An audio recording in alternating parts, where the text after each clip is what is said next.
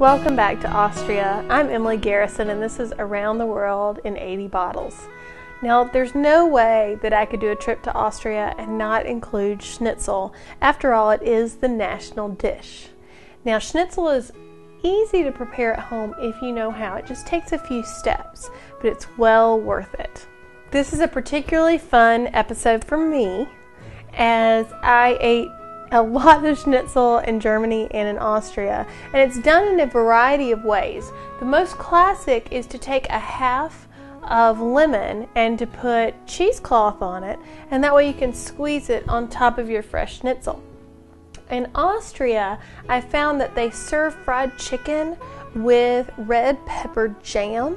So what I've chosen to do is, instead of our classic lemon wedge, we're going to include one on the side just in case somebody wants it, but we're going to add that red pepper jam.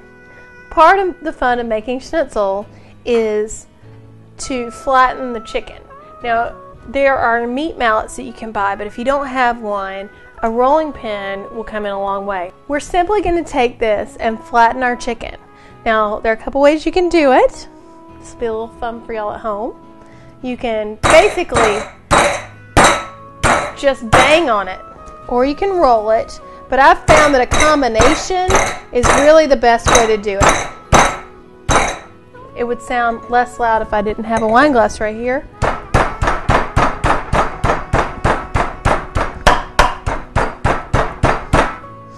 Now, my husband worked for a Central European chef, and he said it should be paper thin.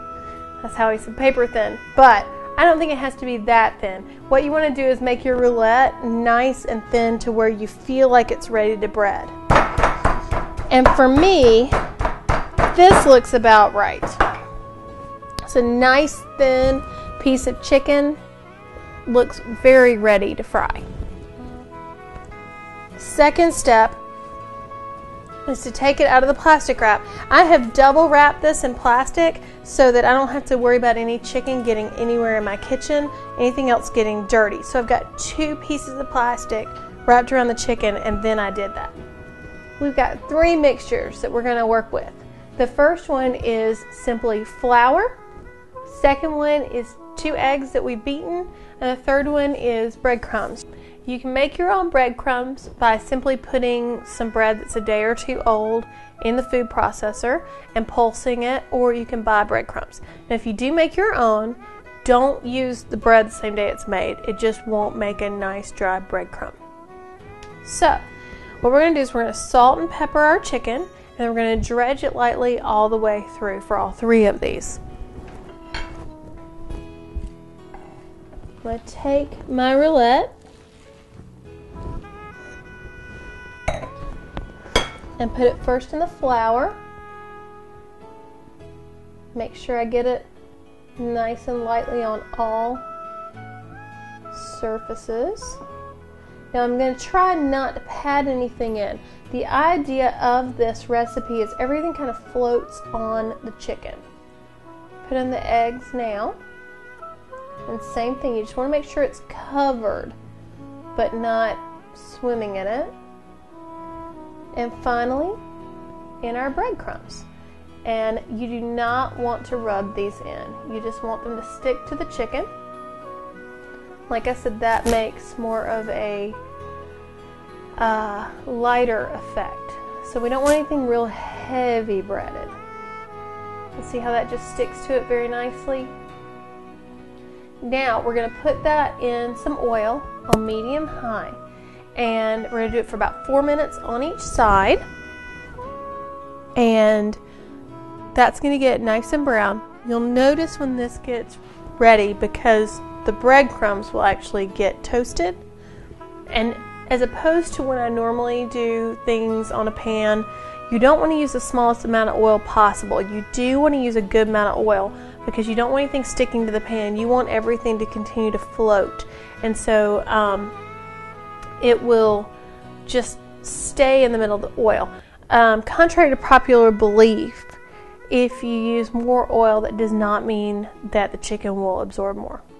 And by the way, you can do this with chicken, or you can do it the very old Austrian way and do it with veal, or you can do it with pork. I just chose to do it with chicken. Our potato salad is going to be remarkably simple. I use creme fraiche instead of mayonnaise because it's a little bit better for you and it tastes more savory as well. So we're just going to drop that right in and season it with salt and pepper. And we've done fingerling potatoes today that I've chopped up in about 1/2 inch pieces, but you can use any potatoes you want to. I have added tomatoes and green peas. You can add anything or nothing if you want to. And of course you can do grilled potatoes with this. Kind of do anything you want to. But I really like the idea of the fingerling potatoes. They're nice and delicate. And the tomato just lends a splash of color. Schnitzel's not really a colorful dish. And then the peas, basically so that we have something green on our plate. I was brought up to always have something green on your plate. The more color, the more nutrition. That's what I was taught. So I was trying to make sure I bring color onto my plates. So it's a very, very simple potato salad. Now when you cook schnitzel, we've already talked about it getting nice and brown. You want to make sure that you don't crowd it. So for most people, you just want to do one piece at a time. And since you do want to serve this while it's still hot, the best way to do it is just to put your oven at 200 degrees and take a plate lined with paper plates to catch the oil, which actually will help this dish be a little more healthy, and just absorb that. And you just put those on there as you're cooking them, and when it's time to serve, pull it out of the oven. And that's exactly what I've done. And I'm just going to put a little bit of my potato salad right there on the plate. Love the fact that we've left out mayonnaise because that was my least favorite thing of any potato salad. And when I was in Germany and Austria, I found out nobody uses mayonnaise. And it's so much better without it. You put that nice crispy schnitzel right there. We're going to dollop some of our Emily G's savory roasted red pepper jam right on top, which makes a great accent to the fried chicken. If you want to, you can serve that with a wedge of lemon. You can put some extra vegetables on there. You can do roasted potatoes. But now you know how to make schnitzel. I don't know about you, but when I've traveled in Europe, it was one of the things that I loved the most and did not have an idea how to make. And now you can see how simple it is as long as you're prepped for it.